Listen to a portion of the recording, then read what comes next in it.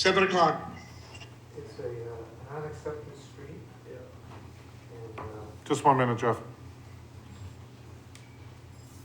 so it's been before the planning board, and the law says that there has to be some conditions that we can't accept. The city has no liability, no duty to maintain, and that has to be registered at the registry of deeds. And then the fire department wants a 16-foot driveway, and Right, but that's already been stipulated by Mass Solid. yeah, well, that's what all. I took I everything. don't have any objections. Have you read it? I haven't read it yet. That's the only copy you have? Did Dan just crank it up at Dan Hudson? No, it's from, what I got from Mass Sullivan, and from the fire department, and the planning board. Okay. What time are you guys taking this up? Okay, why don't you guys, we'll stop the meeting, Yeah. and why don't you go in the office? It's good. It's, Yeah. and you're good with this? Yep. Okay. So I can give everybody a copy. Yeah. You want? Yeah. Okay, thanks. Okay. Thank you. All set. All set, hit the record, yeah, thank you. Recording's on. I don't need one. Good evening, I'm gonna call to order the meeting of the Committee of Infrastructure this Wednesday, February 23rd, 2022, at 7:01 PM in the Automatic Chamber and via Zoom teleconference. To access Zoom, please refer to the agenda in the city's website for the meeting link. Yours truly, Alderman-at-Large Michael O'Brien, is the presiding chairman. My clerk, will you please call the roll? Alderman O'Brien. Present. Alderman Dowd. Present. Alderman Camo is here. Alderman Govea. Here. Alderman Jettie. Here. You have 5 in attendance. Okay, we're at 100% and declare a quorum. Welcome, everybody. Also in attendance is Director Timothy Cummings. I will now open up for public comment for items that are going to be discussed on the agenda. There's,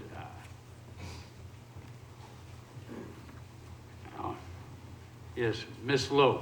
Thank you. You know the procedure, I'm sure. State your name, your address. Elizabeth Liu, 17 Ruby Street. Mhm. I'd like to just convey an apology from the applicant on this petition. My husband is actually the applicant. He's at another city meeting and should be here shortly. I just wanted to give you an opportunity to ask any questions, but also to say that this, although it's very infrequent that it comes across your desk, it's really just a procedural requirement due to the fact that the dead-end street that I live on never got fully accepted, and maintenance has not continued all the way to the end of it because it was not developed all the way to the end. I have owned a lot that abuts the undeveloped portion, and in order to build on that lot, I'm required to go through this process. So really, it's been done a few times in the past. It's just not common in a fully developed urban area like Nashua. Three streets away, Catherine Street, about 12 to 15 years ago, the same process occurred. It was a paper street. Someone bought the lot. They decided to put a house up, but they were building a house on a paper street, a street that had never been accepted by the city. And I just ask you to please approve this tonight. And if there are any other questions, I'm here to answer them if you would like. Thank you, Ms. Lou. this is technically public comment, but where you did step up and come forward, I will treat it as like receiving testimony where you are the petitioner for this particular. So I will declare that we're open for type of questions. And there seems to be two concerns. And one is from the Nashua Fire Marshal's office, which is requiring you to have a 16-foot wide driveway to serve as an access road to the new structure per NFPA 1, Chapter 18. The driveway shall extend to within 50 feet, at least one exterior door of the structure. And it seems like E911 system has assigned you a property number in 19 Roby Street. Are you willing to comply with the fire marshal's request in seeking this petition? Yes, we have spoken with them and we have incorporated into our building plans, yes. Okay. The second one is from the engineering department. I don't have it forward, but you're familiar with that equally as well, too. Absolutely, we are all of those points have been agreed upon by Steve Auger, who is, working with us, and by us, yeah.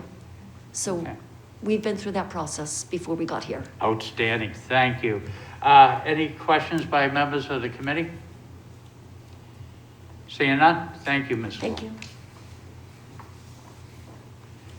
Anybody else from the audience wanting to speak? Items on the agenda? Seeing none. Anybody out there in Zoom land?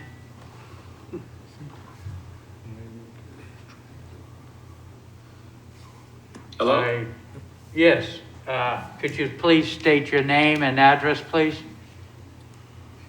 Yeah, Alderman O'Brien, this is Gary Wingate calling, and I just had a couple thoughts about the downtown barrier issue and all that. Is it appropriate Can't allow tonight that. We're not discussing, they're not on the agenda. Okay, very good. At Thank the you. second, to be fair, so that you know, at the second half of the meeting, that's when public comment is open and you're able to speak then. So can you, for now, reserve your thoughts on the matter until that second format of public comment, please? Thank you. Thank you. All right, anybody else on Zoom? Seeing none. Communications. I have a communication from Wayne R. Husband, PE Senior Traffic Engineer, regarding O22-004, prohibiting right turns on red from Adventure Way onto Daniel Webster Highway northbound. Okay, seeing that no objections, I'll accept the communication and place it on file. Further communications. Excuse me. There are further communications, so without exception, I will suspend the rules and allow the introduction of 3 communications received after the agenda was prepared. We have a communication from J. Bradford Westgate Esquire regarding 19 Roby Street, referral from Board of Aldermen, petition for authorization for issuance of building permits. A communication from Matt Sullivan, Acting Community Development Division Director, regarding the referral from the Board of Aldermen on proposed petition for authorization for issuance of building permits for a building on a private road, 19 Roby Street, and a communication from Matt Sullivan, Acting Community Development Director, regarding Nashua Fire Marshal's office requirements for 19 Roby Street. Okay, thank you. Petitions. We have a petition for authorization for issuance of building permits for a building on a private road, 19 Roby Street. Okay, I already recognized Ms. Elizabeth Liu. She did speak. And it seems like any other further comments from members on the board on the matter? Then I'm looking for a motion. Mr. Chairman? Yeah. Read. Alderman Jettie. Yep. So, Mr. Chairman, by way of introduction, I took the the communications that we received from Attorney Westgate and the National Fire Rescue and the planning, Mr. Sullivan from the Planning Department, and I incorporated them into the following motion, which is, I've given out a copy of it.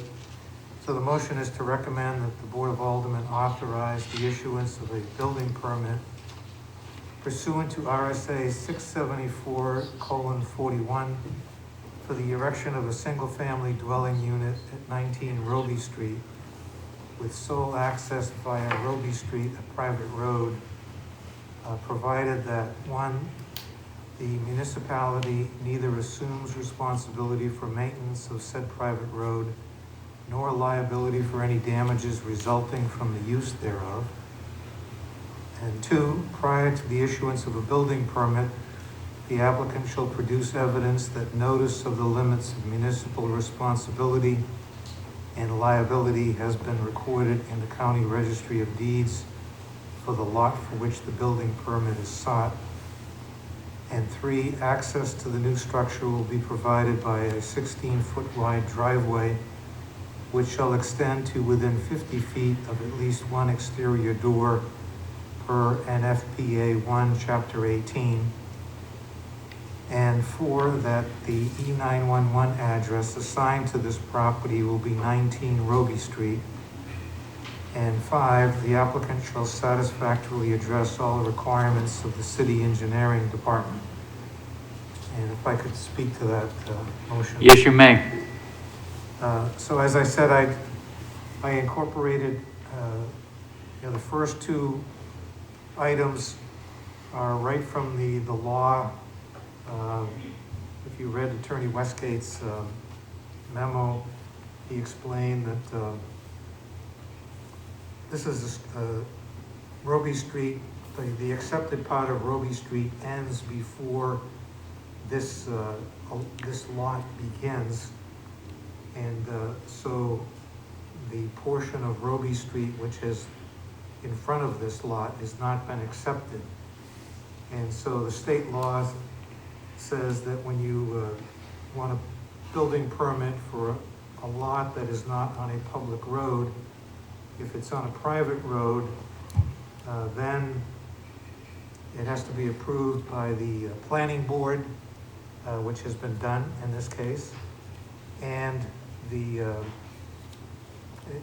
has to be clear that the city is not accepting any responsibility for maintenance or any liability for any damages that may occur from the use of the road. And that the applicant has to file at the Registry of Deeds a statement to that effect. And then the number three is in response to the National Fire Rescue stipulating that they need a 16-foot wide driveway to access the property, and that under this E911 system, which you members of the committee will learn more about as the year goes on, the applicant is agreeing that their address will be 19 Roby Street. And then the applicant agrees to satisfy any other requirements that the city engineering department may require for the development of this lot. So this motion puts it all out there so that it's all very clear to the city and the applicant and anyone else. All right, thank you, Alderman Jettie. The chair does have a question, if I can ask City Engineer Hudson. Did you hear the new amendment from Alderman Jettie? Do you have any? I understand that it came at a very late hour, unfortunately. I know you haven't had a chance to review it, but did you hear it and have any questions or concerns? No, Mr. Chair, I have no concerns. This did go through planning board. Planning board had to grant a conditional use permit for this. So we've had an opportunity to review the plans in detail. As noted by Ms. Liu, they're addressing our comments. As long as those are addressed, engineering has no objection to this at all. So I found Mr. Alderman Jetty's motion to be comprehensive and have no objection to it. Okay, thank you, Mr. Hudson.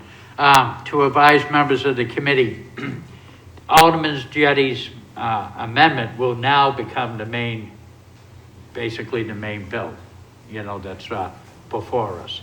So what you will be voting on will be that. Alderman Dowd. Yeah, I don't think it was stated as amendment. I think it was stated as the original motion because the original motion was never made. Correct, I try to get the clerk, but, you know. So, but I will, a little bit void of procedure, very well noted.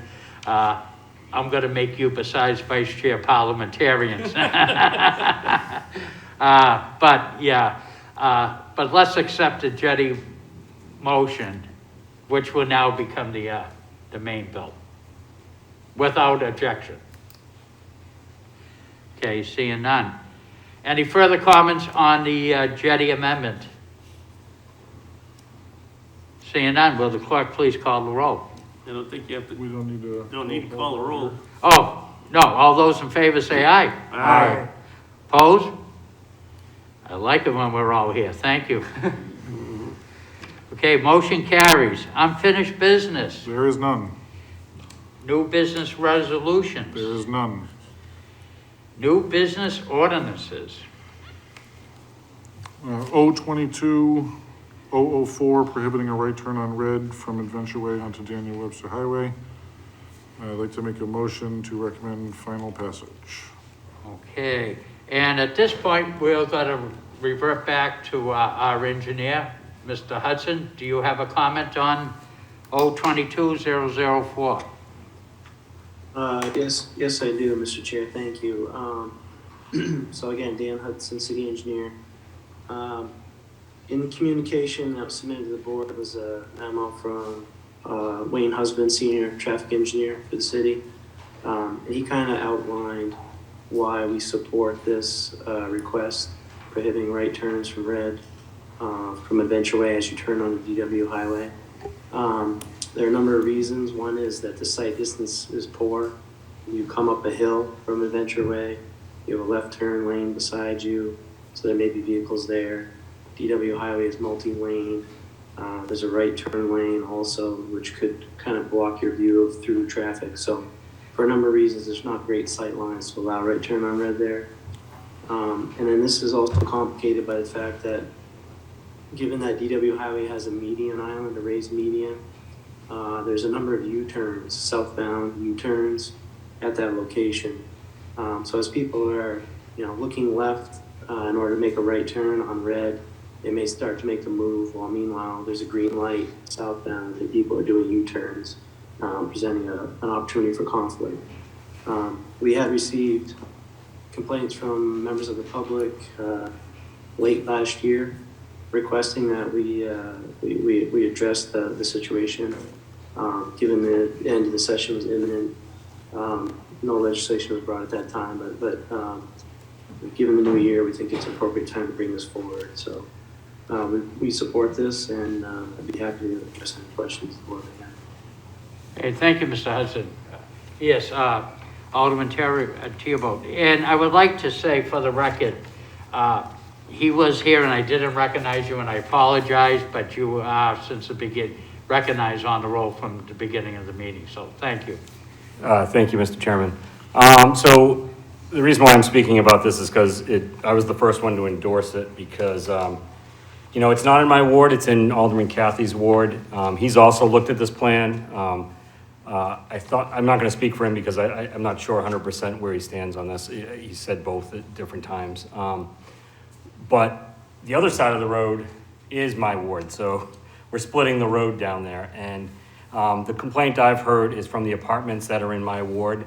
It's the Lewisburg Square, the Bluestone Apartments, Royal Crest to a certain degree, although they have another way out. When they come out of there, the only way to go north is to make that U-turn. And, you know, people coming out of that BJ's gas station are taking the right turns, and it's getting to a point where there might be some risk there. You know, I think at points they're gonna still blow past the right turn. I see it on exit 4 all the time. It does happen, but hopefully it slows it down. I know the line used to be further back when there was an entrance there to the computer store and that little section of strip mall that was there. I think, and I think Dan, I think you guys are looking at this as well. Since the BJ's gas station has been put in there, there's been more traffic in general. And so I think there's been some issues there as well, especially at the busiest times, maybe on the weekend. Right turn on red, some people, that's also the only straight lane as well. So if you get that first car and they're not taking a right, that backs up anyway.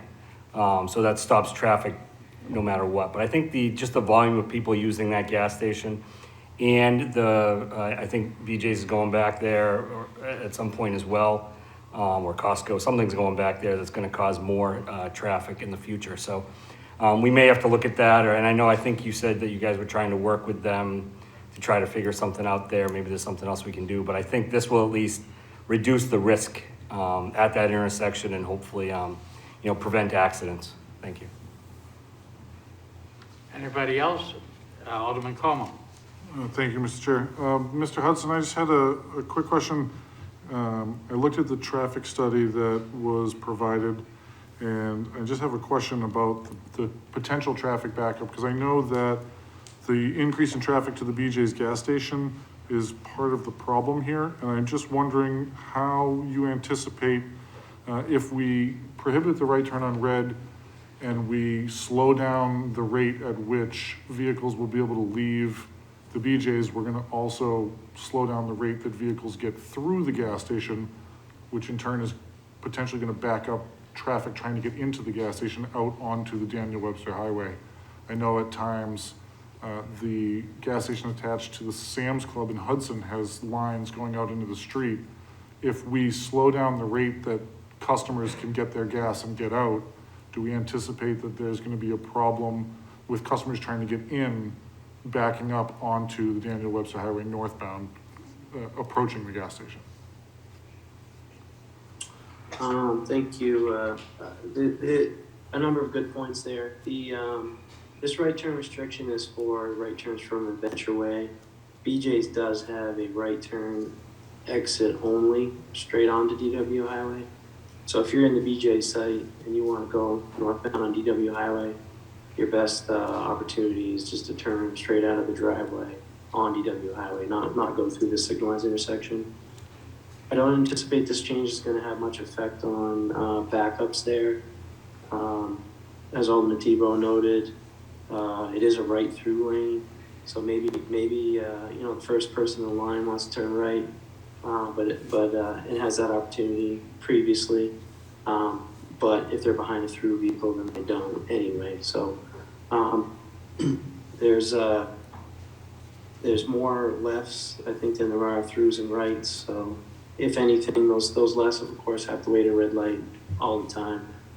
So if anything, that is the more restricted movement. We have seen some congestion in that area. I don't know exactly what is going on with BJ's. I think maybe they underestimated their trip generation, or how fast they can turn people over on site or something to that effect, because we have heard complaints about some congestion being created by the new development, but planning department is working with them on that.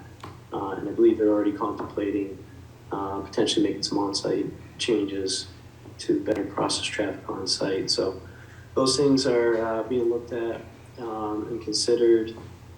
This change here, with more of a safety consideration, but the traffic flow issues we will continue to look at and work with planning and the site developer to try to address those. Thank you. Alderman Jettie. Thank you, Mr. Chairman.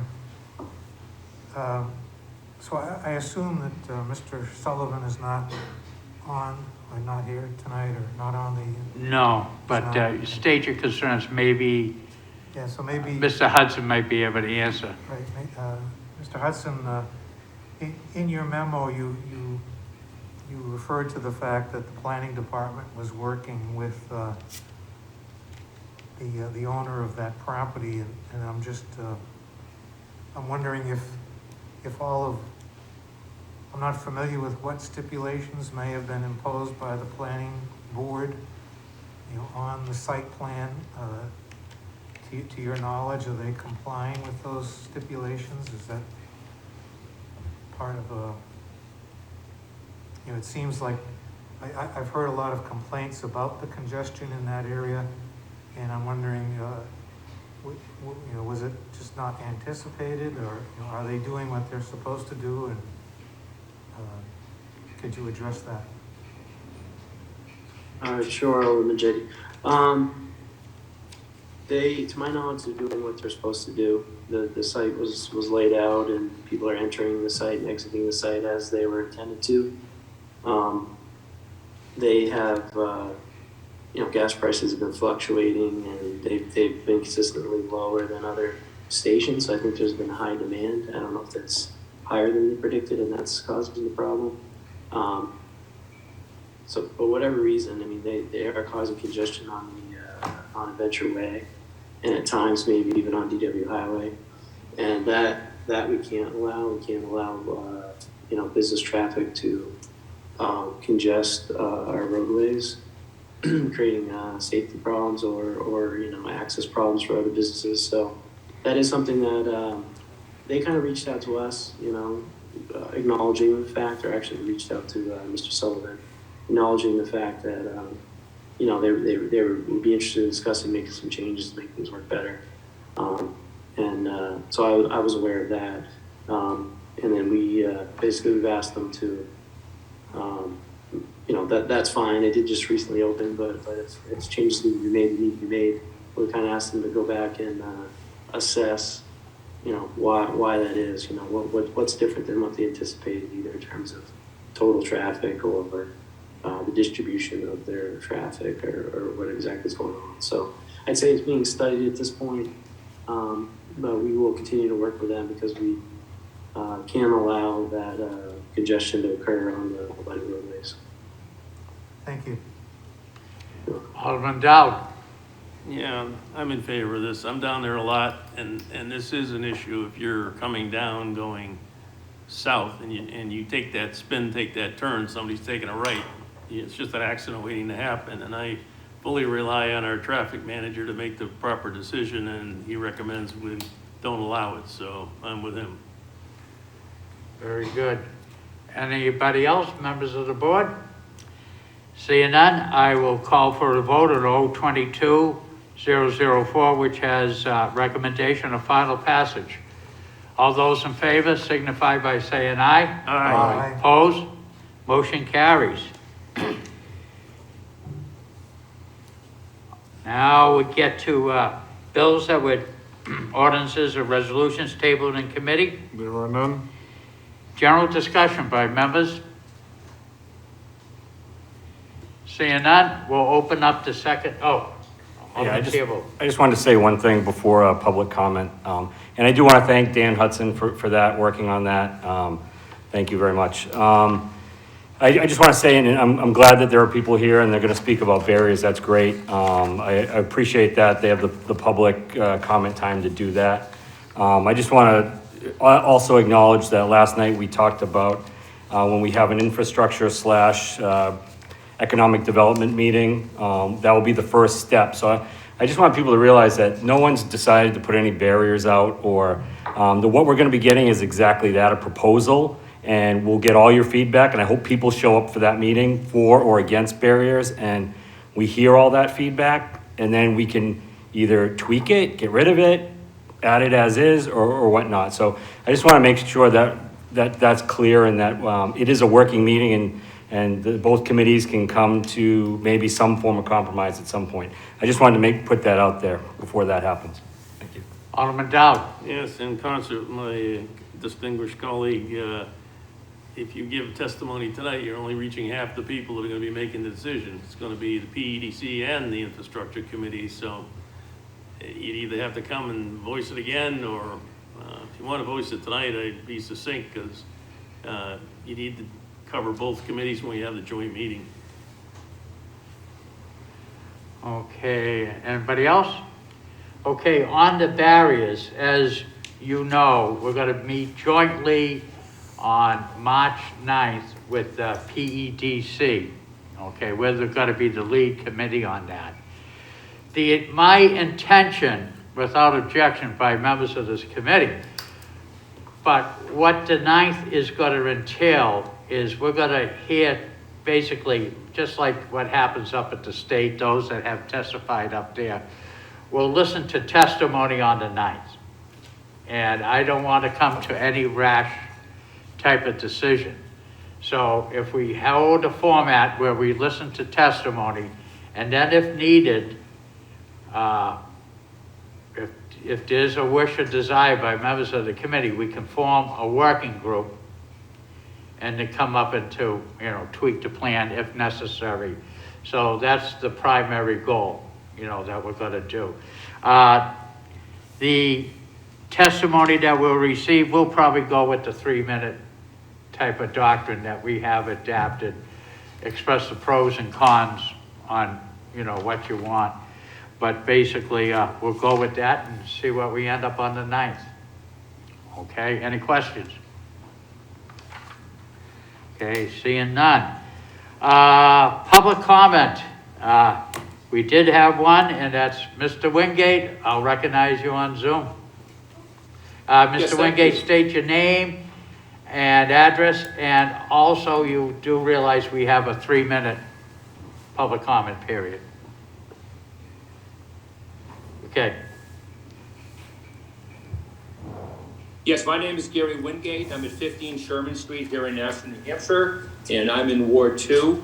I don't have a narrative, but I just want to throw out some bullet points. Like you said, Alderman O'Brien, you do have a meeting on the 9th, and just a couple thoughts I'd like to throw out tonight that maybe we can think about and produce at that meeting. First of all, my wife and I were in Portsmouth this weekend and had a nice dinner, and we were talking to the general manager of one of the restaurants, and we talked about outdoor dining, and they were saying in Portsmouth they have to pay $6,500 for parking space for the extended outdoor dining where the parking is. My personal feeling is we should do the same. I think with the scale of size of what we have in Nashua, I think $6,500 in Portsmouth should be $10,000 here in Nashua. So I'm suggesting a $10,000 fee for the restaurants to pay for each parking space, if this even comes to fruition that they get a chance to do that. Second thing I want to talk about is the mayor tends to go around the state of the city and just talking in conversations to people. I met him the other day, and he keeps throwing out about this 400,000 people and millions of dollars of revenue that the restaurants are doing. But we need more data. We need to be more specific. I mean, what do these numbers mean? Does he have a consultant that's actually gone out and gone to the restaurants and they're measuring some different metrics for him? Like, I mean, how many downtown restaurants make up that number? What year were those numbers? What time periods were those numbers? Does each restaurant provide their own numbers to then provide them? Are there pre-COVID numbers or are they post-COVID numbers? Did they look at indoor dining and outdoor dining and takeout? Or, I mean, what aspect of the restaurants are they counting? He just mentions it so much in his way of trying to, use that for his testimony that we need to be more specific. So I would suggest that we get some real good raw data that actually supplies the answers to those questions. The other thing I want to talk about is the 2-lane traffic. Just like Dan Hudson, the city engineer, was saying, the 4 lanes go down to 2 lanes if we go with this whole thing with the barriers. And the thing is, downtown Nashua is a commercial lane. You have traffic coming off the highway down Amherst Street, and you have traffic coming from Merrimack and Manchester onto Concord Street, and it all comes down Main Street. When we look at our windows downtown, all you see is a lot of trucks, and we have a lot of commerce. But we also have 30 seconds. We have UPS, we have FedEx, we have Post Office, we have Uber, we have Lyft. We just have a lot of freight going down there. And we also have fire and police and ambulance. And plus we have employees trying to get back and forth from work. We have customers. So I just wanted to get out there. I'm afraid that we're going to have a situation like Dan Hudson said with BJ's, where we just have so much congestion that we're going to have a quagmire, which has been experienced in last year's situation. We went from That's your 4 time. lanes to 2. Yeah, thank you very much. Thank you, Mr. Wingate. Ms. Lou? Thank you, Mr. Chairman. I'd like to address continued narrowing of Main Street first. I want to reinforce that the question at hand isn't whether outdoor dining continues in downtown as it has for over a decade. Rather, should we withdraw 2 lanes of parking and 2 lanes of travel?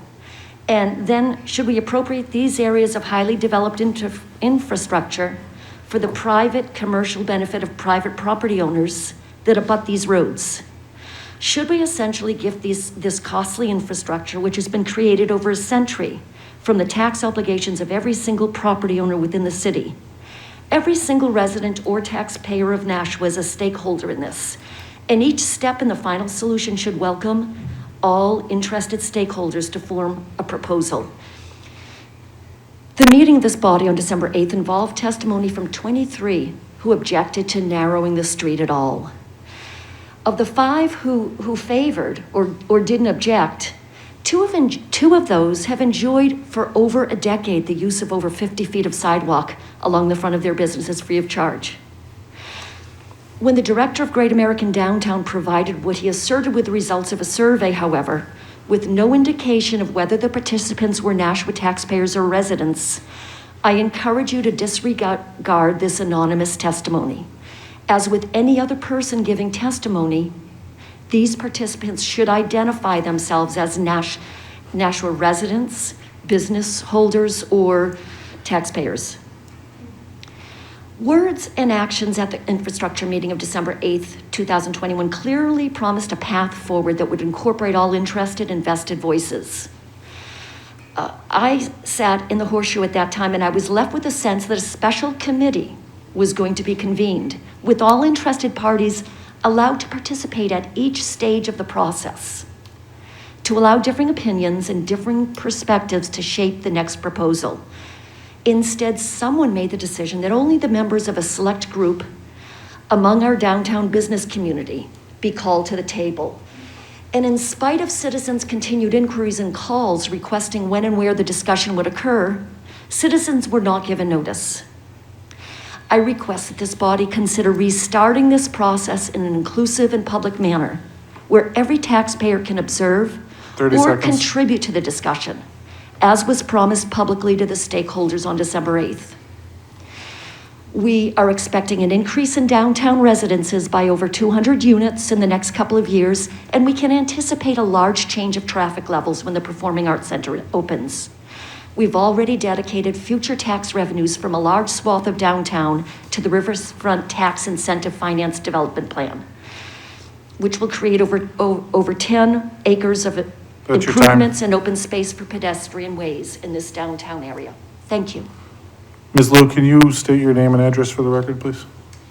Elizabeth Liu, 17 Roby Street. Thank you.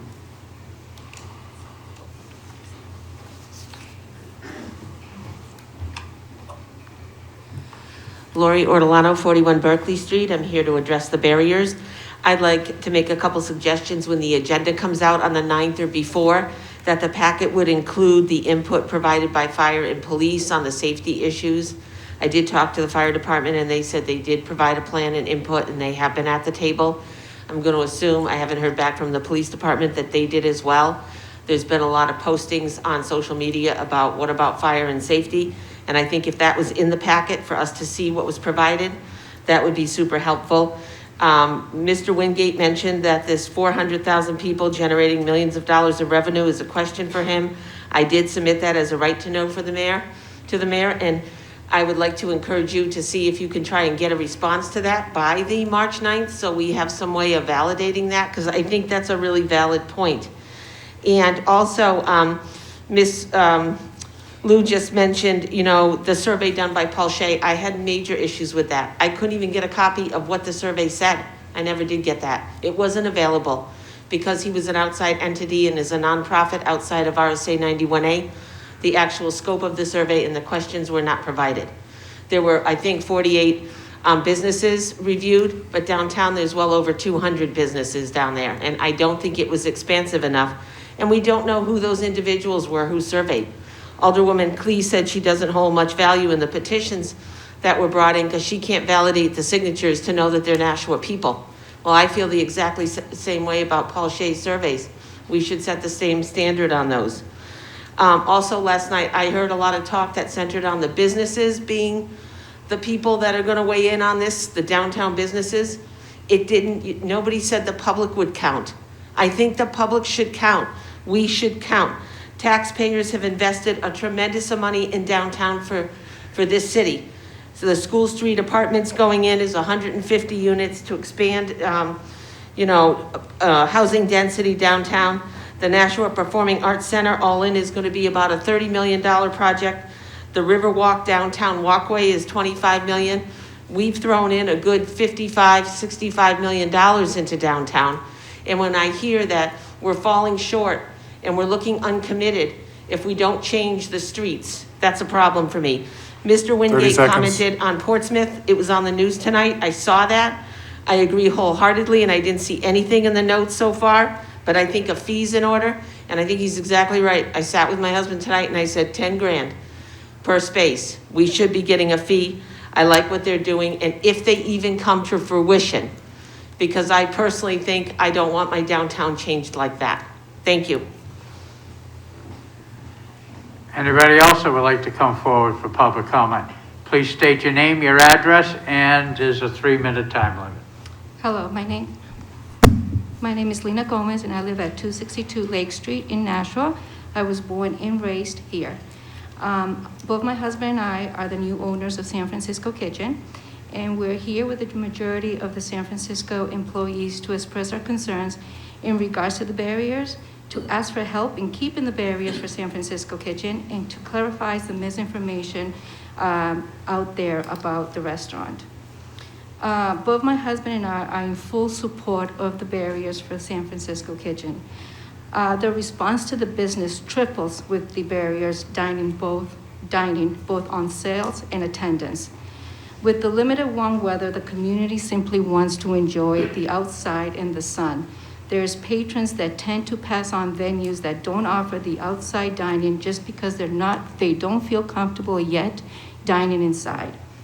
I am here to ask you for your help in keeping the extended outdoor dining. When the barriers were implemented in 2020, it helped a lot of the business, including myself, because I took a significant financial hit due to the pandemic. However, it doesn't mean that it only takes one season to get back on our feet. We continue to struggle. The inventory, dry goods, food supplies have increased, and we're still paying payroll, we still have rents. And our business, we still struggle since our sales decreased enormously during the fall and winter season. I personally was not approved for any funds or grants that the city gave out due to the fact that I'm a new owner, and the restaurant takes a big loss during the fall and winter. The spring and summer months create more sales, resulting in increase of income, which we take advantage of the profit to be able to challenge the winter months. Both my husband and I, like our employees, have personal and major medical bills, and our employees, and also the responsibility of the restaurant to keep it running since our employees rely on it. When my husband gets deployed or constantly reports to training at base, I have to struggle with the financial burden of bills, repairs both at home, at the restaurant, cars, and not being at work because I have to be both parental figures at home for the girls. And not to say also the personal burden of keeping the 30 family seconds. together and safe. I have the SFK staff here with me, from bartenders to kitchen staff. They all wanted to support SFK. I have 3 kitchen staff that due to the language barrier are not able to speak. However, they're here to fully support the restaurant. I will now let them speak for themselves, and thank you. Anyone else who would like to speak? Hello, my name is Danielle Sajelski, and I live at Ford Depot Road. I am also here to talk about being in favor of the barriers on Main Street. For me, I just graduated college, and I am in a lot of debt due to that, a lot of student loans that are just accumulating interest. So the barriers allow me to have more customers outside and at the restaurant, which typically customers are the majority of my income because they provide the tips. which is what I make all my money off of, and all of my money does go to savings towards paying off this debt and stuff. So this is really important to me because I do not want to be in debt for the rest of my life. I'm also looking at medical school, so that just creates more debt for me and more financial burdens. So I need all the help I can get with the income and stuff. And yeah, that's about it. Thanks. Thank you. Anyone else who would like to speak? Good evening. My name is Calvin Labordo. I'm from 18 Cadogan Way, Nashville, New Hampshire, and I work at San Francisco for years now. And I'm in favor to having the barriers kept on because I'm supporting 2 kids right now. I have a 7-year-old, which is in the 1st grade right now, and I got a 3-year-old at home. And I'm relying on this barrier so I can like basically have like my financially get together. And that's all I can say for now. Thank you. Thank you. Anyone else who would like to address the board? Step forward, please.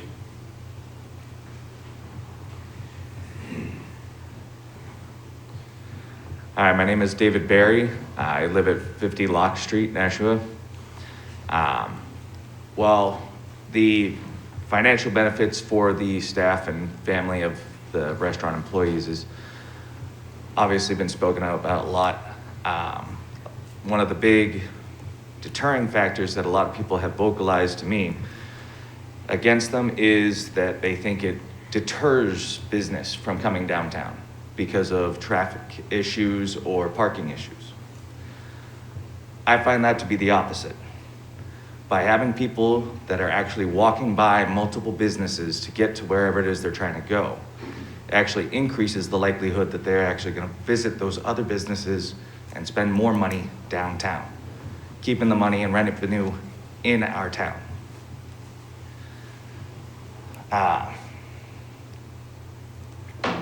That's all I got. Good enough, thank you.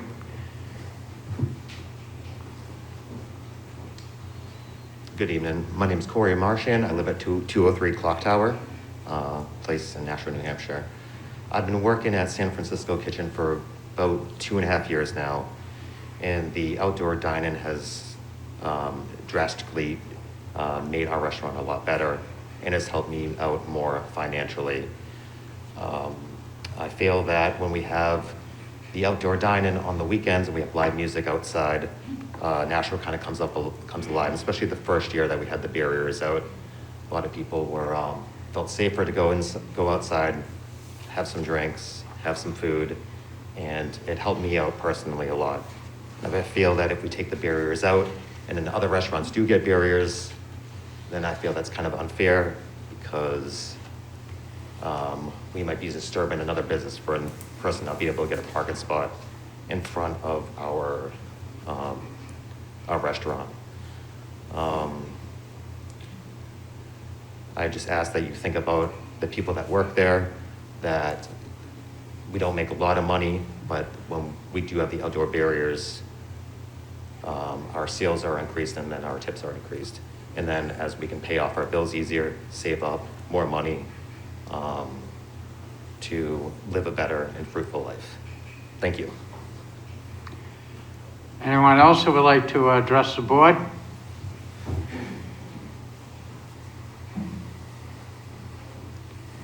Hi, my name is Alyssa Collins. My address is 9 Thurston's Drive.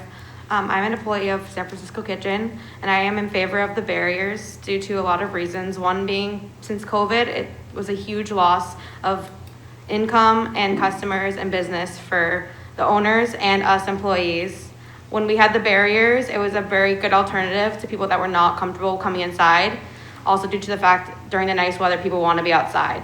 And as we have a very small space in the sidewalk, the barriers allowed way more customers to have outdoor seating, and it bring in a lot of people. If we didn't have those barriers, people would probably rarely come to sit if we had a long wait for the small amount of seating that we have. And sometimes they'd rather just go somewhere else if we don't have any outdoor seating to provide for them. No one really wants to sit inside during the summertime. So for me, that was like a big money income for us to have the luxury of having the extra outdoor seating. I think that if we are going to have the barriers this year, which is a big help for a lot of businesses besides not just ours, that everyone that is in favor of them as a business should be able to get those. Thank you. Anyone else?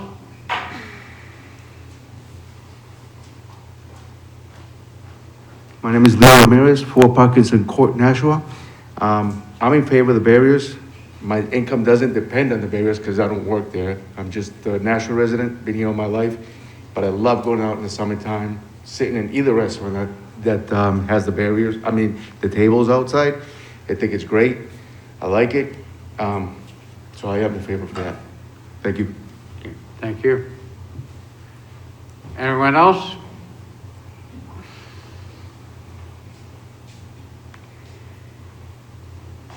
Hi, my name's John Plord. I live at 3 Sarasota Ave in Nashua. I'm the bar manager at the Peddler's Daughter. Mike and Megs expressed their regret at not being able to be here today. They're out of the country. So earlier today, I emailed all the aldermen a statement, but in the interest of keeping this brief in the 3 minutes, I'll let you guys read that on your own time and maybe just offer a few comments of my own. I think it's pointless to bring this up, but a lot of us might not be standing here if we weren't gifted this a couple years ago. So I'd like to express our gratitude for even providing this to us in the first place. Has the implementation been perfect? Probably not. Like, are there compromises that can be made? For sure. But I think every restaurant downtown would agree that we need to come up with a solution somehow. So I'd leave the logistics up to you guys, but I'd implore you to please keep this going for our sake. I'd like to reiterate our disappointment at not being included in this plan. I'm not sure how the mix-up came about, but the only people that are authorized to speak on behalf of the pub are myself and the owners, and not one person came to us and asked us our opinion or requested any information from us whatsoever. So we'd humbly request that you guys reconsider the plans and include us in whatever you're doing. I think it goes without saying that what's good for one is good for all, and if we're not included, then I don't really believe that anybody should be, and vice versa. In regards to the meeting on 3/9, that just happens to be one of our biggest days of the year. We got a massive beer dinner that night, so I don't know if we'll be able to attend, but if it's truly that important and our presence is there, I'm sure I'll discuss with some of you in private, and we'll try and be here. But I will leave you guys with that, and thank you very much for your time. I appreciate it. Thank you. Anyone else? Seeing no one and no one on Zoom. Therefore, close the public comment. Remarks by Alderman. Start over here, Alderman Tebow. I just want to thank the Gomez family and everybody from San Francisco Kitchen and Mr. Plord from Peddler's Daughter, and also Mr. Wingate too on Zoom. I think all those comments were good, and I think there's some interesting things there. You know, I hadn't really personally thought about charging, and so that's an interesting thought. What, you know, if that's something we think about when we discuss this. But I hope everybody can come back. I think you know, I think it'll be a great discussion between our two committees and any public member that wants to come in and speak. One thing I didn't think of that was brought up, and I thought this was great, was that COVID is winding down, and the proposal wasn't out there really for COVID, even though the original one may have had that on there. But even though the threat of COVID is slowing down, supply chain issues and costs have not. And when Mrs. Gomez brought that up, that things are becoming more expensive, we're seeing it with gas, and we're certainly seeing it with things that restaurants need and other businesses on Main Street need. So I think that's something to consider as well as trying to maximize profits of everybody on Main Street, not just restaurants. But I look forward to that discussion on the 9th, and I'm hoping to hear some really interesting ideas and some things that we can really look at and maybe do a compromise that does work for everybody, that makes people happy. So thank you. Alderman, yes. Thank you, Mr. Chairman. I just want to thank everybody for coming out tonight and either being in support or against, or just making your voices heard. It's very important. Obviously, there's a long road ahead of what's going to happen with the downtown barriers, and thank you, and we hope to see you at our next meeting as well. Alderman Dow. Yes, thanks for coming out and giving us your opinions. I hope we have a large group on the 9th. I know there are some people that are opposed to the barriers, and we received a lot of emails today of people in favor. And I think when we come up with a plan, it'll be a compromise. You're never gonna make a plan that makes everybody happy. And that just doesn't work. But we'll make a compromise plan that will try to take everybody's concerns into effect and make it so it can work. Alderman Jettie. Yeah, thank you, Mr. Chairman. So I too thank the people for expressing their opinions, and this is getting more and more difficult for us to try to come up with a plan that's going to be fair to everyone. And that's why I was hoping that the downtown businesses would come up with something that they all agreed upon. And hearing some comments tonight, and one of my constituents told me last night that when I talked about the professional, the retail, and the restaurant businesses, that he said, the rest of us that live in Nashua have a role to play in this too. We have interest in it too. And some people, who spoke tonight reminded me of that, and I hear that, and of course, when I mentioned the downtown businesses, I didn't mean to exclude the rest of us taxpayers in Nashua, and of course I will, be open to hearing what they say as well. And we did get a bunch of emails today, and I just want to remind people, I've said this before, that when you send an email, it would benefit you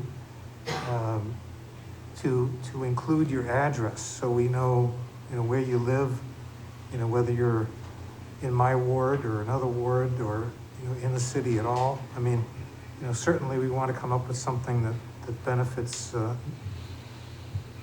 all of the interest groups, the businesses, the residents, the taxpayers, and people from out of town who are customers as well.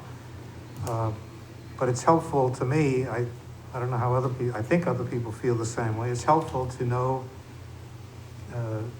if you include an address, so we have an idea of where this information is coming from, where this sentiment is coming from. Thank you. Thank you. Alderman Como.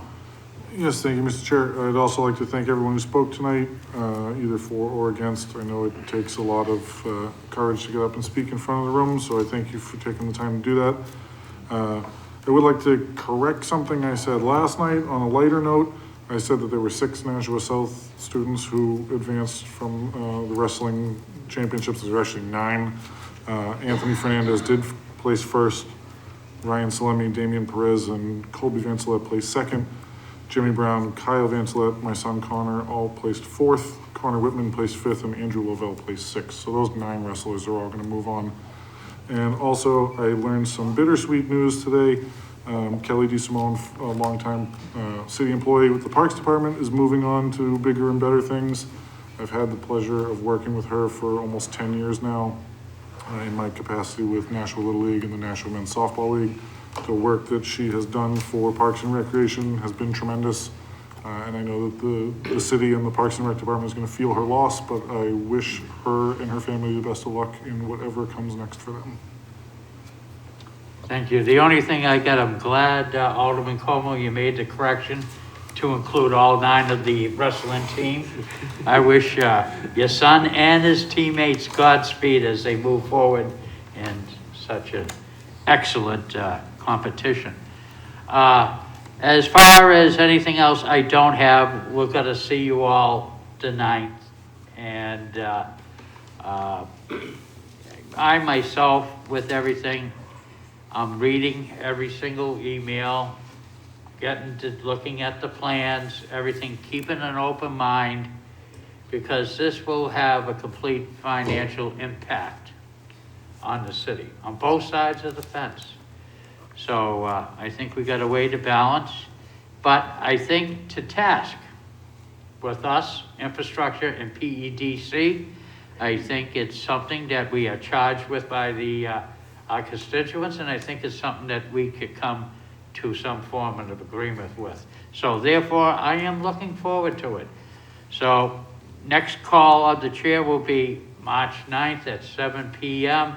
Still haven't completely determined, we're trying to figure out potentially a crowd size, you know, the dimensions here and versus the auditorium.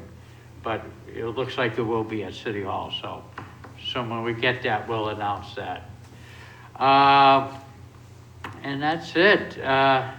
Alderman Como, do you have a motion? I do. I would like to make a motion to adjourn. A motion is to adjourn, which is always in order. All those in favor signify by saying aye. Aye. Opposed? Okay, I'll declare the meeting of the Infrastructure Committee closed at 8 p.m. Thank you.